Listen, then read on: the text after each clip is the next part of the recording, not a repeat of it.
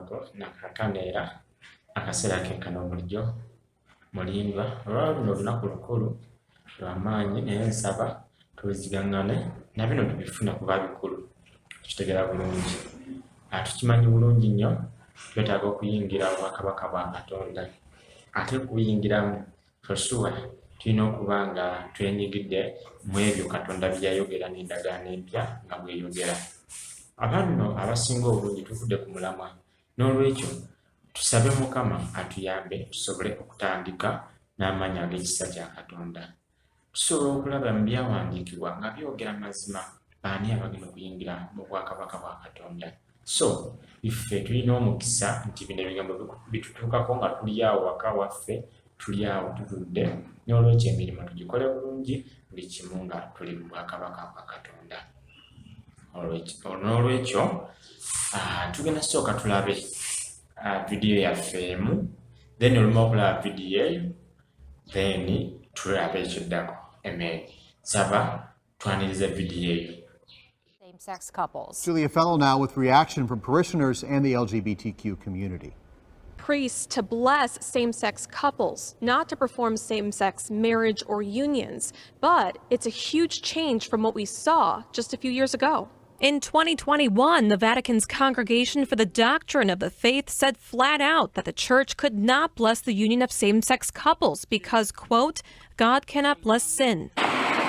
Over in the River West neighborhood, we found Father Tim Kitsky, who feels the same way as the Pope, that people seeking the faith should never be blocked from receiving it. They're seeking a relationship with Jesus, and how could I not support that? The document from the Vatican's Doctrine Office was part of a letter sent to 2 conservative cardinals. A preliminary response suggests that blessings could be offered under some circumstances, so long as it does not confuse with the ritual of same-sex marriage. We have many people in our parishes here who are wonderful, who are of different sexual orientations. One parishioner believes this decision by the Pope is a positive step forward for same-sex couples. I think it's a good thing. We've got people in the family that will help a lot. But this parishioner worries it could open the door to other issues. I'm open to it. It's a challenging question, but then it also brings up the question of divorced couples, and you're still not allowed to do the sacraments. The executive director of the LGBT Center of Southeast Wisconsin believes this is a step in the right direction, as nearly a quarter of all people who live in the state are Catholic. I would love the Catholic Church to support gay marriage. And I would love for them to see same-sex couples in the same light as heterosexual couples. That next step LGBTQ leaders hope for looks far off, as Matthew chapter 1 verse 21. She will give birth to a son, and you are to give him the name Jesus, because he will save his people from their sins. Amen. Let us pray.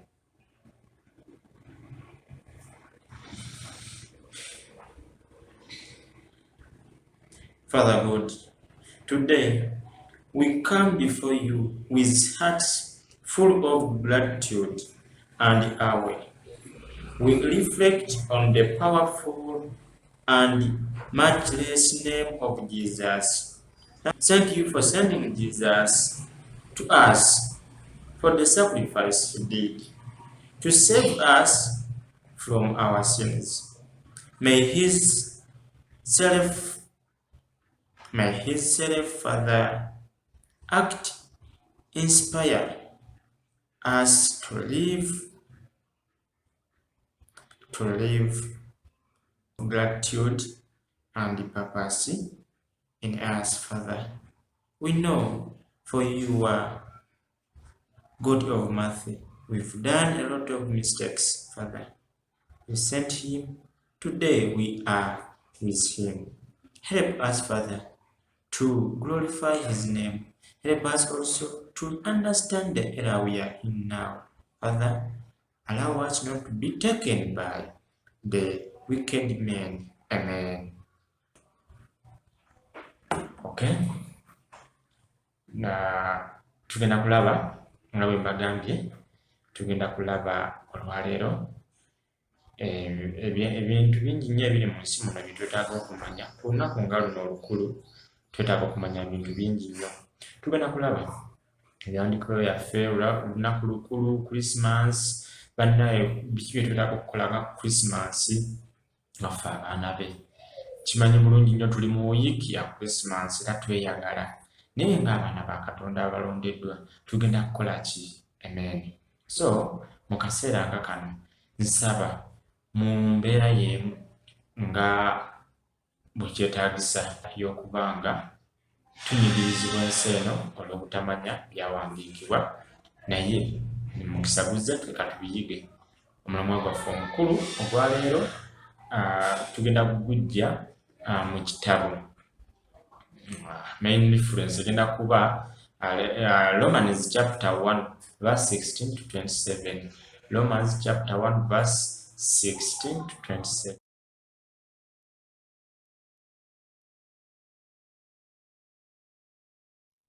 For I am not ashamed of the gospel, because it is the power of God that brings salvation to everyone who believes, first to the Jew, then to the Gentile. For in the gospel the righteousness of God is revealed, a righteousness that is by faith from first to last, just as it is written, the righteous will live by faith.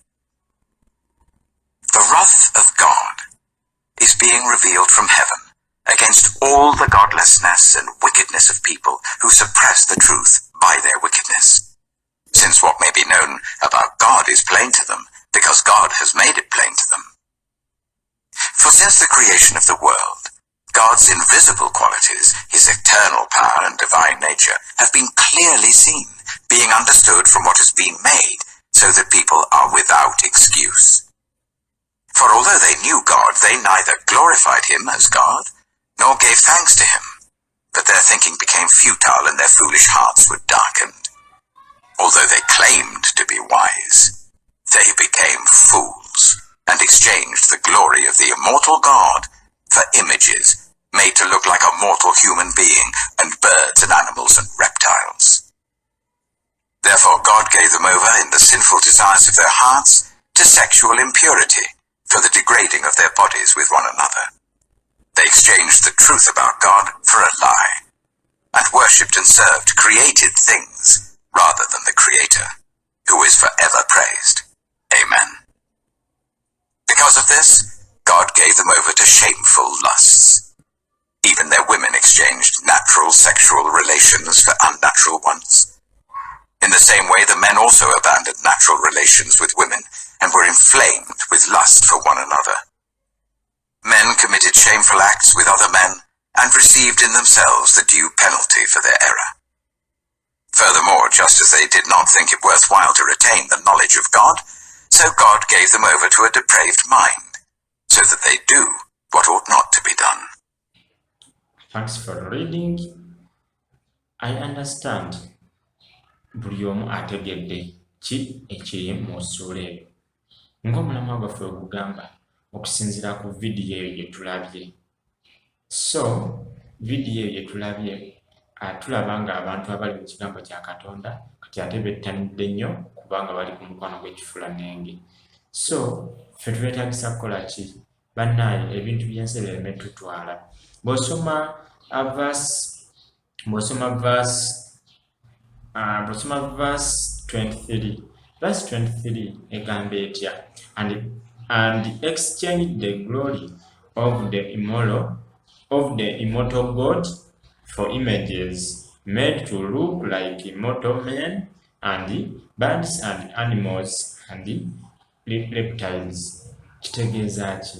Kaakati abantu abasinga obungi baavudde ku Katonda naye ffe tulina era kano tugenda kwekwata ku Katonda olina obulamu. Understand? So tetugwa mu maanyi tunywere kano ke kaseera ke tulimu. Bw'osoma ku verse, in the same way men have abandoned their wives, and also the wives have abandoned the men or their husbands. What does it mean? Jesus is coming back. So all we need is all about to concentrate on God's work. Do we know God's work? Kitegeeza ki? No. Mu kaseera kano Katonda ali creatinga obwakabaka bwe. naye ffe twetabiremu ku creatinga oba tuli mu kubumenyawo bye yagaana bye tuli mu kukola. Tugezeeko okujja tusobole okumanya amazima, mu mazima mugere okufuuka ab'eddembe. Okay, so tetugwamu maanyi tutambulirenga wamu mu mbeera yonna yonna y'obwakabaka bwa Katonda. Era tugenda kusoma ekyawandiikibwa kyaffe kyetugenda okusoma kaakano. It is 1 Corinthians chapter 6 verse 9 to 20. 1 Corinthians chapter 6 verse 9 to 20. Mu Luganda Abakolinso ekisooka omutwe gw'omwenda omutwe gw'omukaaga olunyiriri olw'omwenda paka ku lwabiri. Tulabe Katonda ayogera ku ki ku bino omukwano gw'ekifuulanembi. N'olwekyo let us be careful. Let us read there. 1 Corinthians chapter 6 verse 9 to 20.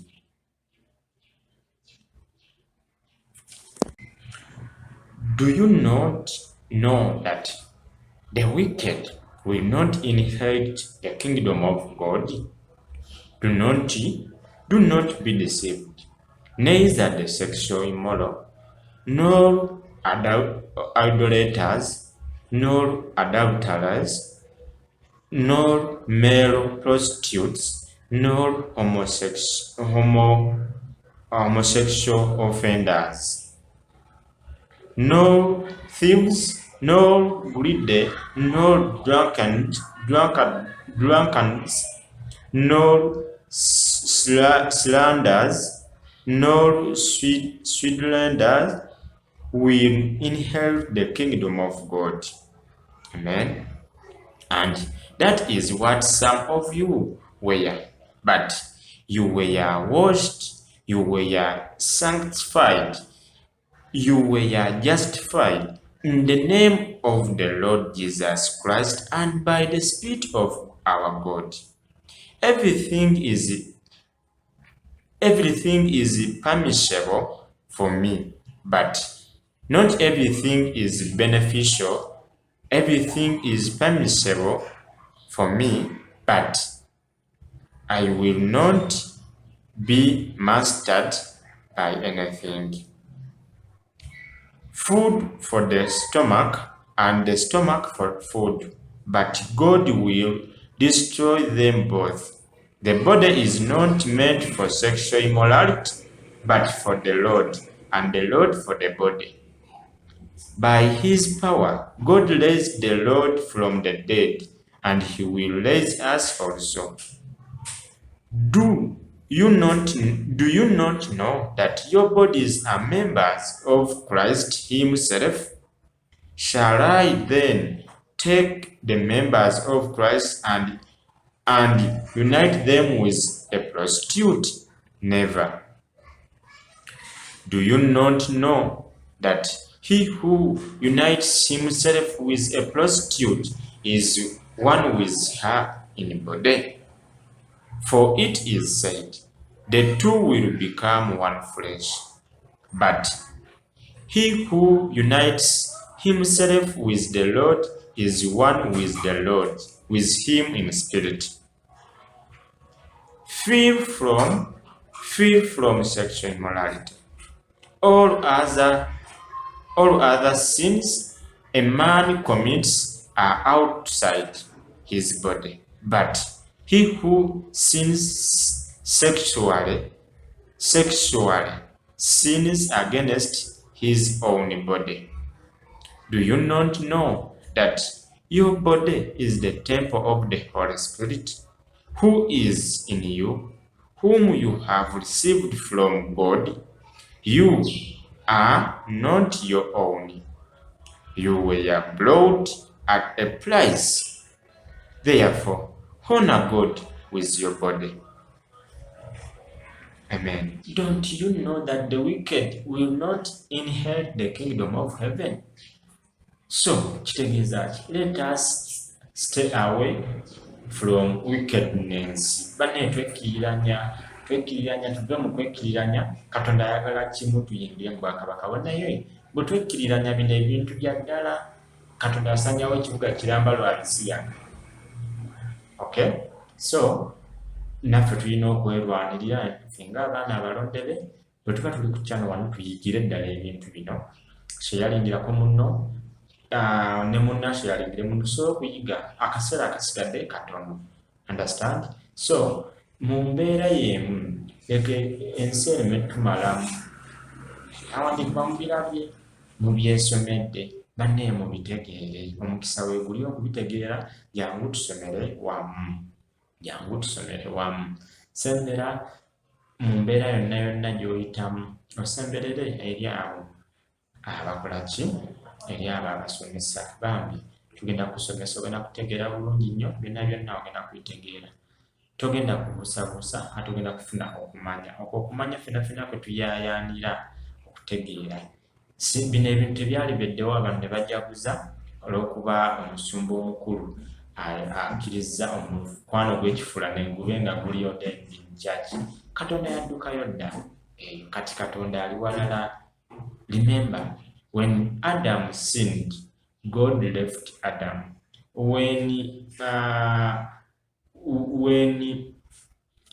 At the time of first coming, God was working with John the Baptist. Kujja kwa Yesu okwasoka. John the Baptist yali akola nani? Ne Yokaana. Katonda yali akola ne Yokaana omubatiza. Naye Yesu we yajja nga Katonda alina oshifutinga n'addako oli. Kyaleetera ekizibu kinene nnyo n'abagoberezi ba Yokaana obutakyusaamu ne balowooza nti Yesu Kristo oba enjigiriza ya Yesu Kristo it's Harris oba Hirase oba it's all about kitwali kiyise ti carrot. The carrot bagenda okitegeera. It's not carrot, it's a real religion we should follow. Nakasera kawedde Jesus ngali mu kugenda. So ne batafuna bulokozi. It's the same time at his second coming. Jesus talked about these things. He talked about these things more and more, again and again. Na yet abasinga obungi tulisobola bitegeera. Komawo kagenda kudda nga tukoze kyayagala. So ebyawandiikibwa bino bw'osoma mu verse 13, ekyo kyawandiikibwa 1 Corinthians chapter 6 verse 13, it says food for the stomach and the stomach for food, but God will destroy them both. The body is not meant for sexual immorality, but for the Lord, and the Lord for the body. My question is your body, or is your body working towards God's work, or it is working for its own what? For its own sustenance? Make your body to be for God. Understand? Body is for God. So ennaku egenda tuluma nnyo bwana tukokomonga emibiri gyaffe tegiri kwani ku Katonda nga giri ku birala. Tukola nnyo tukusa olubuto banenjala nekuluma n'olulanjana biki ebyo byonna, naye ekyolajanira for nga amazima gali nti Katonda ayagala ki? Katonda ayagala omubiri gwo gubeere nga gukolera ye, kyokka gwokola nki? Bibyo. So nze ngenda kusaba ngenda kusaba osome Olunyiriri olw'16. Don't you know that he who unites himself with a prostitute is one with her in body? What should we do? Okay, let us be people who are going to do God's work, sacrificing our bodies for God's work. Next thing, don't you know that your body is a temple of the Holy Spirit who is in you, whom you have received from God? You are not your own. Toliweka. Naye munnaye gwesazeewo okubanga ogoberera ebyo, n'olwekyo Mukama waali agenda kutuwa ekibonerezo kyaffe tukirindirire. Amen. Okay, that is that. Let us also look at another scripture. Galatians chapter 5 verse 19. Eyogera bulungi nnyo. Manyi bino ebintu ebiseera ebisinga tubibuusa amaaso ne tutajjukira bulungi bwa Katonda kikireetanga. Galatians chapter 5 verse 9. It is very clear. It is very clear. So tugenda kukola tutya? Tusomeyo ffenna. Agamba atya? The acts of the sinful nature are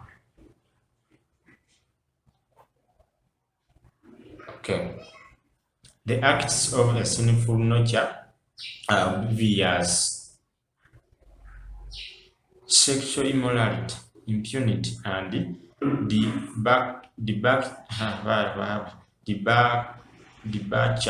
debauchery. Bino ebintu bya ddala nti omukwano gw'ekifuulannenge. What is impunity? Someone can put there in comment section. What is impunity? Impunity. Ebintu byonna byaki? Ebintu byonna bw'olaba nga obirimu ng'obikola. Ne bwe kaba akantu katono so ganzi bannaye kale siri mwenzi naye nyina boyfriend wange, muganda wange. Boyfriend, girlfriend are not allowed in God's kingdom. If you want to be a God's child, you rather be alone or choose a partner, go into the church, be ordained. In what? In public bakumanye. Naye olyeyo webba okola otya? Muganda wange si birungi byonna. So omulokozi ng'azaaliddwa leero amazima gali nti kye tulina okukola kiriki? Kumwekwomyako, kumwekwatirako ne tusobola okukola byatwagaza. Nti ebikolwa byonna by'obubi, byonna by'ebikolwa by'omukwano gw'obwenzi, ogw'ekifuulannenge, obwenzi, tuyinza okiyita okubanga gwe ekyokola kyonna tekiri mu makulu oba tekigatta ku bwakabaka bwa Katonda. So tulwanirire nnyo kulaba nga Katonda atuliza eri mu maanyi ge n'okwagala kwe. Tugenda kulaba ffenna Ephesians chapter 5 verse 5 and 6. Tusomeyo ffenna bulungi nnyo. Bino ebintu bya ddala. So Christmas bw'oba ogifunye era ng'omaze okufuna Christmas yo, or you are enjoying the day, for sure, make sure, I request you, make sure otegeera ebintu bino tusobole ffenna okuba nga tugwanidde okuyingira mu bwakabaka bwe mu kaseera kali. Okay? Ephesians chapter 5 verse 5 to 6. For this you can be sure, no immoral, impure, or greedy person, such a man is an idolater, has an inheritance in the kingdom of Christ and of God. Tulifena. Part 6 or verse 6. Let no one deceive you with empty words, for because of such things, God's wrath comes on those who are disobedient. Manyi bino ebintu si byange nze njogera byogere bya Katonda, abantumye okujja okwogerako eri ggwe bitwale nga bikulu. So God's wrath is coming. Where is that God's wrath? For sure, read Revelation chapter 18. Judgment. Okay? So tulina okukwatira wamu ne tubeera abaana aba Katonda, abaana abawuliza. Nti agambye atya? Nti for all this you can be sure, olina okubeera ng'okakasa, no immoral, teri muntu akola bintu bya bwenzi byonna, all impure, ababa batatukidde bemanyi bo bemanyi worshiping idols, worshiping such things, okay? All greedy, ng'oyina greedy. What is greedy? Nga gwe toyina mutima gusaasira ekyo kikyo nga teyagala ekyo bakikwateko, oli awo gwe buli kimu understand. Kati gwe munnaye oba oliwo otyo manya obusungu bwa Katonda bujja, obusungu bwa Katonda bujja. Natusonyiwa amaloboozi ago agayitamu abantu bali mu kujaguza, abantu beeyagala bali kujaguza, ffe tuli ku kigambo kya Katonda, okay? Nti greedy person, such a man is an idolater. Guli mu kusinza bifaananyi, manyi eddiini emu wano esinza ebifaananyi, eri ku bifaananyi. Osobola ogiteekawo mu inbox awo mu comment section bw'oba ogimanyi oba nga gimanyi eyo, naye kyekyo ojjukira gye twatandikidde eri. Kakati naawe ddiini ezisinza ebifaananyi osobola okuba muzimanyi.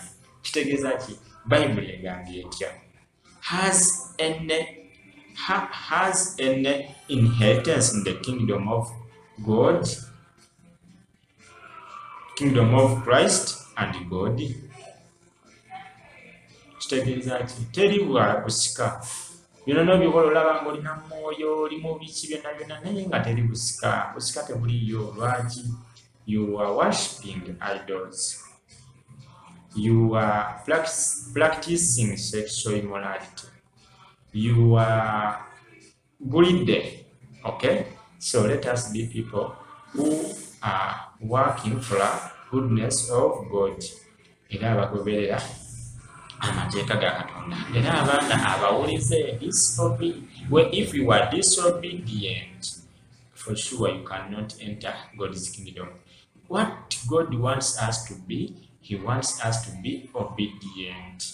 It's the only way how we are going to enter to God's kingdom. For example, if John the Baptist was obedient, he would not oba teyanditumye bagoberezi be kugenda kubuuza bagoberezi ba Kristo oba kubuuza Kristo yennyini nti yegwe wennyini gwe tulindiridde oba tulindireyo omulala, kubanga yali mu kkubo naye Katonda yali amulaba nti si mwantu muwulize wadde nga yakolanga omulimu gwa Katonda. So tuyinza okuba tuyimiridde mu kiti and we are like a signpost. Do you know signpost?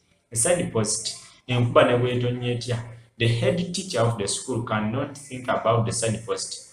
N'agamba ne signpost yaffe kangende njeyo enkuba egyo, kuba no, the signpost ebeerayo n'eraga abajja okukyama ku ssomero. Signpost ebeerawo n'ejja munaye kati tuleme kubeera nga signpost. You know a signpost of a signpost of a bar. Eteekawo bulungi nnyo ku signpost, esobola oteekawo buli kimu ekibeera mu bbaala eyo, naye singa bakukubira eri mu bbaala tosobola kujja n'ovunaana signpost eno kuba yakulaze bulazi. Kitegeeza ki? Gwe bw'otuuka okozesa amaaso g'olabe. Katonda agamba atya? We should be obedient. By so doing that, tujja kuba tusobola okuwulira eddoboozi lya Katonda lyaba atugamba. Tukimanyi bulungi nnyo, Jesus was talking with his disciples. Baali bamubuuza, Mukama waffe tukole tutya, lalala bannaaye, ng'olwo abagambye enkomerero, n'abagamba ku nkomerero. Now we are in the end period. This era is full of confusion. Abantu abasinga obungi bagamba Kristo lalala, naye kati ffe tugenda kukola tutya? Bible eri mu bulambulukufu. Jesus was talking to his disciples nga bagamba, when you see any abomination, the abomination which causes destruction, you can read there in Matthew chapter 24 verse 16. Matthew chapter 24 verse 15. So kusoma fenna. Matthew chapter 24 verse 16. Okay. So when you see standing in the holy place the abomination that causes destruction, spoken of through the prophet Daniel, let the reader understand. Awo nno the reader should understand oba asoma alina okuba nga ategeera. So okusoma n'oyongerayo ebintu byonna n'ebivaawo. Katonda atugamba agenda ku lusozi, tugende ku lusozi, olusozi luddawa? Jangu tusome obe nga gwe kennyini kuba Bible yeegayo. Don't you know that your body is the temple of the Holy Spirit? Kati munaye it's now time kubanga tutaninga eri Katonda. So by so doing that tugenda kuba tutuukiridde Bwakabaka. Tuli mu lunaku lukulu, naye lunaku olukulu luno tulina okukozesa obulungi ne tweyonoonesa biri bye twogeddeko: sexual immorality, impurity, envy, biki ebyo byonna tubireke tusobole okuba tuyingira mu Bwakabaka bwa Katonda. Next thing, we are going to look at Revelation chapter 22. Revelation chapter 22. Era tulabe kusinza ko eri video yaffe gye twalabye, tukyali ku mulamwa eri video gye twalabye. Revelation chapter 22, verse 17, 16, 15. Okay? Tusobola okusoma ffenna. Okay. Revelation chapter 22, verse 15. Katonda wano ayogera butyako. His city, New Jerusalem, bwegenda okubanga erabika. New Jerusalem, kati mbuuza ekibuuzo kyange. Are you in a New Jerusalem or not? If you are not in New Jerusalem, now it's time to enter New Jerusalem. Bino ebigenda okubaawo. Okay? Bano abantu bagenda kubeera mu New Jerusalem. Era bw'obanga omanyi okukola ebintu ebyo twogeddeko byonna, manya togenda kubeerayo. So it's now your turn to repent, come and we study. So okumanya ebintu bino kubanga teri ngeri yonna tugategeera ebintu bino except learning them. Okay? Revelation chapter 22 verse 15. Outside are the dogs, those who practice magic arts, the sexually immoral, the murderers, the idolaters, and everyone who loves the practices foolishhood. Songerako bwebitabo bibiri togenda kuyingirayo mu kibuga ekyo. Outside eyebweru, atagenda kubeera mu kibuga mu kaseera eyebweru, wagenda kubeerayo ebintu bino. Wabeera embwa, dogs, mumanyi dogs as a figurative language, naye ojja kujja osoma okitegeere. Then those who practice magic arts, sexual, immoral, those who practice idolaters, bonna. So I, uliriza Jesus nga akola this new covenant gye tulina ffenna n'okugoberera. I, Jesus, have sent my angel to give you this testimony for the churches. I am the root and the offspring of David and the bright morning star. Bright morning star. Okay. Jesus ye buli kimu. So he is a bright morning star. Okay? Then verse 7. Sigenda binyonyola nnyo bino ebintu byennyonnyola. Naye bw'oba oyagala binnyonnyola into details, jja tusome. Tugenda bitegeera byonna. Okay? Y'ensonga lwaki ndaba nga ndi musanyufu. Always ndi musanyufu lwa nsonga. I am in God's kingdom. Okay? The Spirit, 17 again. The Spirit and the birds and the bride say, come. Okay? And let him who hears say, come. Whoever is thirsty, let him come.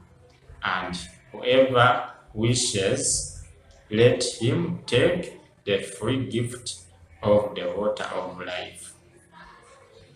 Bino ebigambo si so about Jesus kati nze bw'aba yantumye nzije mbikugambe mu kaseera kano ak'olunaku olukulu nga tuli mu bino erya Christmas, nze nzija n'ebigambo bwe biti muneesiyenzi okitegere oyo alina ennyonta ajje jangu tusome ogenda bitegeera bino byonna oyo alina amatu naye agambe jangu bwe nkugamba nti jangu tusome. Okay. Spirits, birds, bagamba jangu tusome. The time is near. Jesus is about to come back. Just give it time. But it's not good to give it time. According to our previous video, go and look, watch it. There is a saying it's not good to listen at this word and just live at it. Mutegera bulungi mujijjukira abalabye vidiyo eyo ndowooza mwakalabye. It is not acceptable to just want to know the word and you want to listen to the word without doing the work. Now, you must work according to the amount of knowledge you have acquired. Webityo byadde ebigambo ebyo. So, si kirungi okujja n'omanya bumanya n'obirekaawo kola kyebigamba. Kiki ebigamba? Be born again. And before minus being born again, jaganze nazalibwa mu ddiini era nze ndi bwenti ne bwenti ye kituufu naye Bible ga be born again. Be born again. Butya ogenda okubeera be born again ng'osomye ekigambo kino n'okitegeera. Jangu tusome tusobole okubitegeera. Biri byonna sexual immorality, impunity, those who you have seen bishops, priests are now allowed to bless a man and a man to be in marriage. Kitegeeza ki awo tulaga wakambwe. So when you read Revelation chapter 22, the whole chapter, it's the concluding chapter, the last verse. You can read there. The last verse egambeta katusome fino. The last verse of Revelation in the book, in the what? In the Bible. Last verse egambeta. Manye ebintu bino ebintu bibuusa amaaso. The grace of the Lord Jesus be with God's people. Amen. Kakati ate agambye those who practice monkey arts biki ebyo tebali babe. Kakati kitegeeza okubanga ogenda kubeera n'omukisa guno gwali mutuba tusobole okubeera wali mu bwakabaka bwe kigenda kuba nti tuvudde ku biri ebintu ne tuleka omubiri okwantu omubiri twagala kukola ebyomubiri bye twagala not what God wants. So I can say that Merry Christmas and Happy New Year.